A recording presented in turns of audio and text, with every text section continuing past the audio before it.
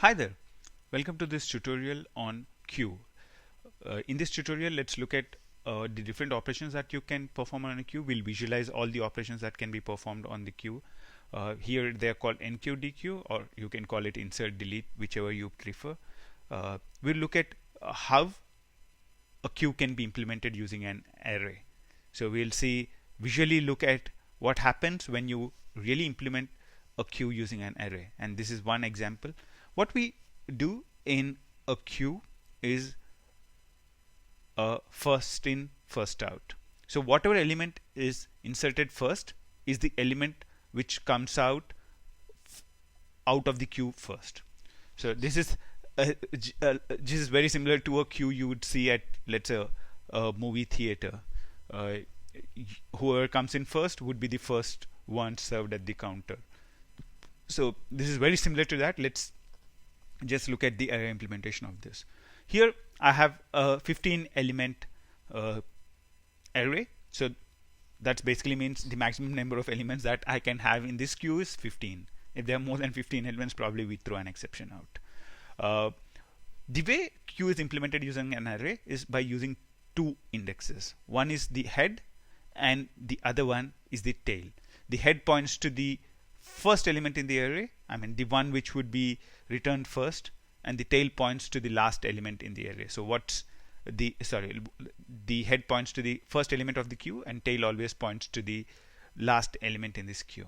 So currently the values are 0 and 0. That means both head and tail are pointing to almost nothing. So there are no elements in this queue. Let's see what happens when I put in an element into the queue. So I want to insert 12. This one happens quickly. Okay. A lot of things happen very quickly.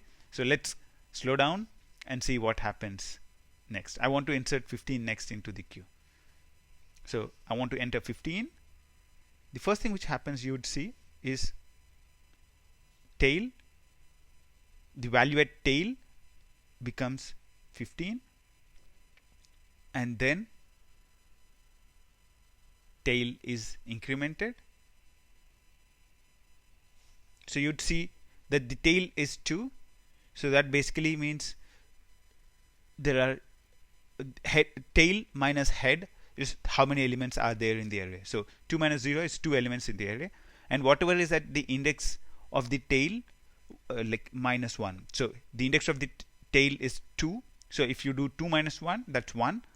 The element at the index 1 is the last element, and the element at index of the head is the first element.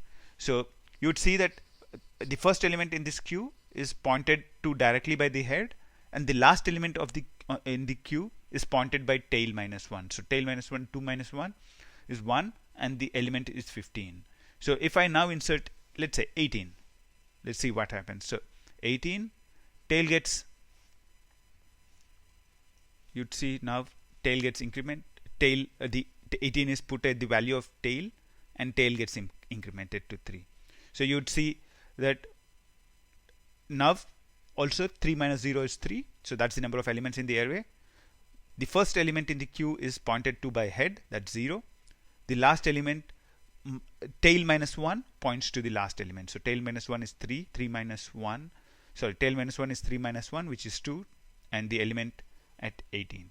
So if I now want to remove an element from the queue, so what happens? So we want to do the dequeue operation or remove operation. So dequeue, how does it work?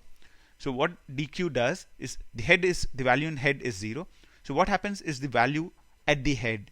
So value at index head. So the value at head is 0. The element at 0 is 12. So 12 is removed out, and you would see that the head would be incremented. So if I really implement this, then it's basically the array of head, return array of head. It's basically value to be returned is equal to array of head, array the value in the array at head, and the second step is head plus plus. So 0, 0, 12 is returned back, and then head value is incremented to 1.